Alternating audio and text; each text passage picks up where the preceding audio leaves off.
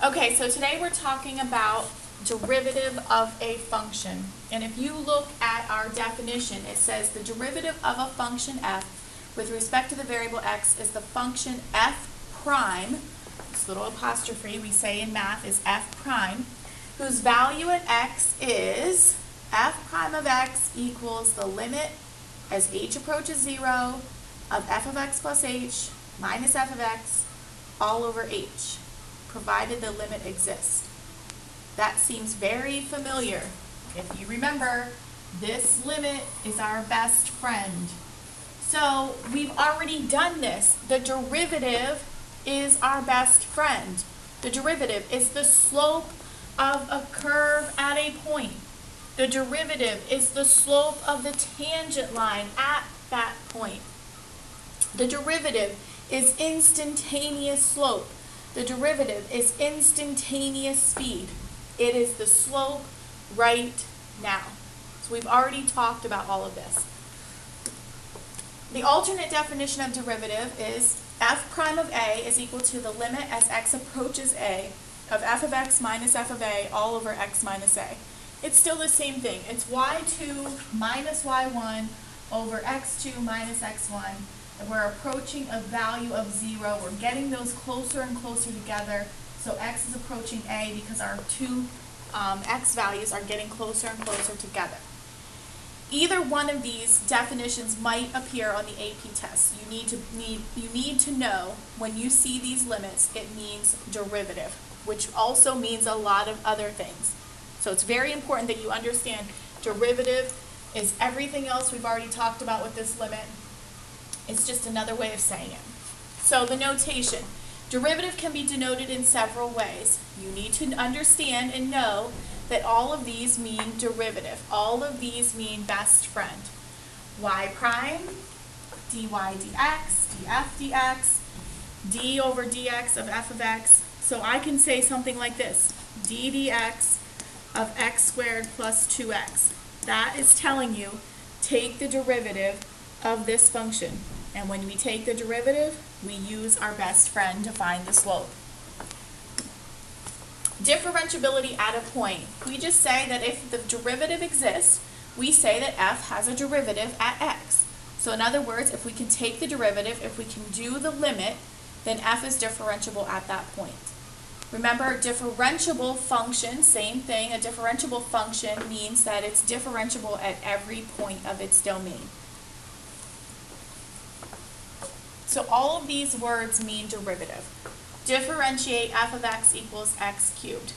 Differentiate means find the derivative, take the derivative, all of that. So we want to find f prime of x. May I have your attention, please? Blaine Huff, please report to the office at this time. Blaine Huff, please report to the office.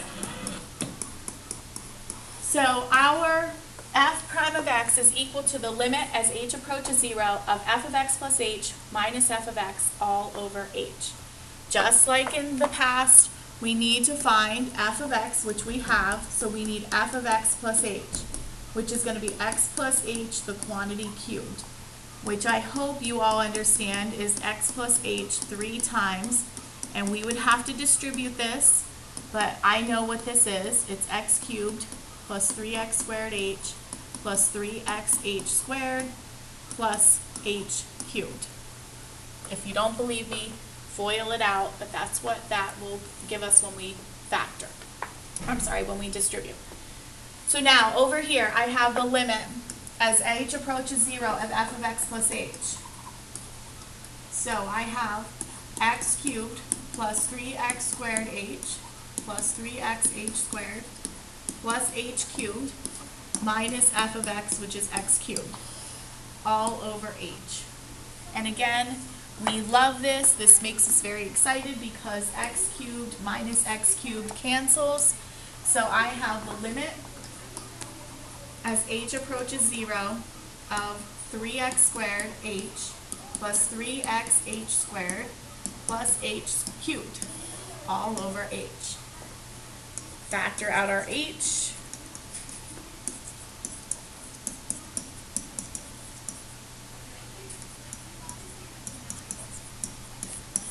all over h. cancel those h's out.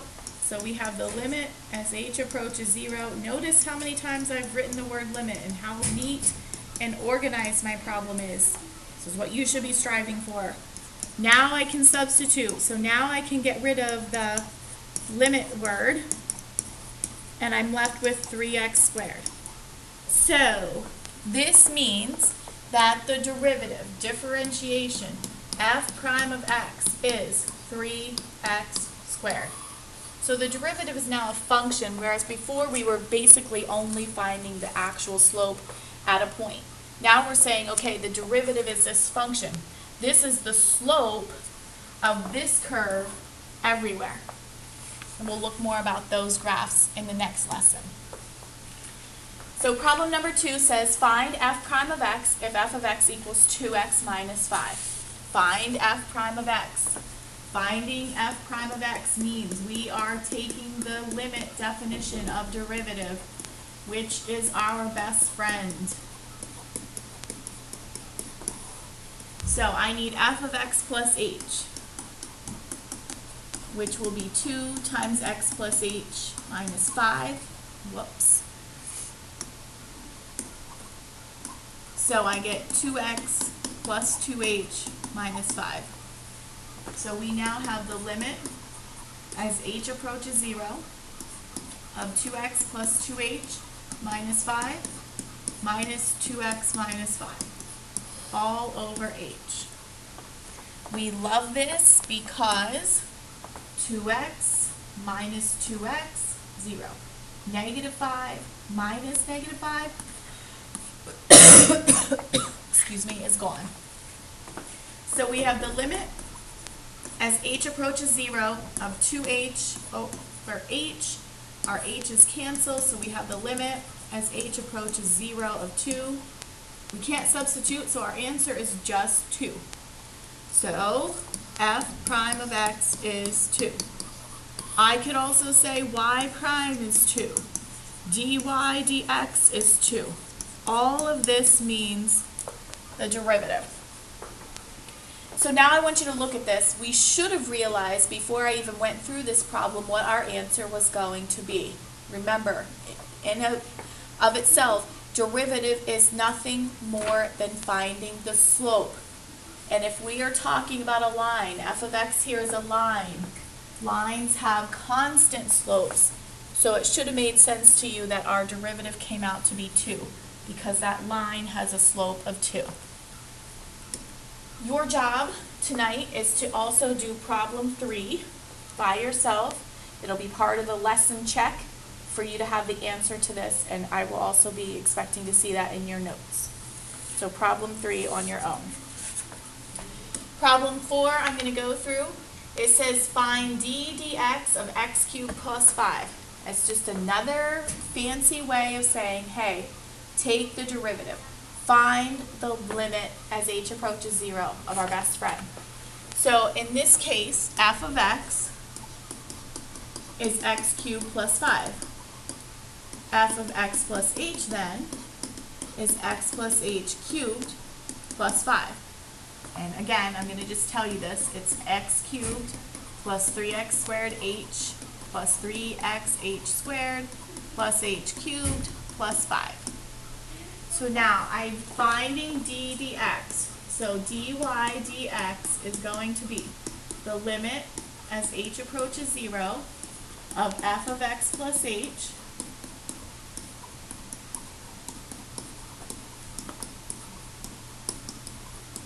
minus f of x all over h. So the limit as h approaches 0, x cubed minus x cubed, 5 minus 5. I'm going to kind of skip a step here and also factor out my h. When I factored out my h, that allows me to cancel these, so I'm left with the limit as h approaches 0 of 3x squared plus 3xh plus h squared. Now I can substitute.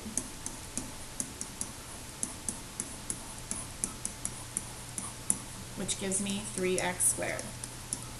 So When f of x is x cubed plus 5, the derivative is 3x squared.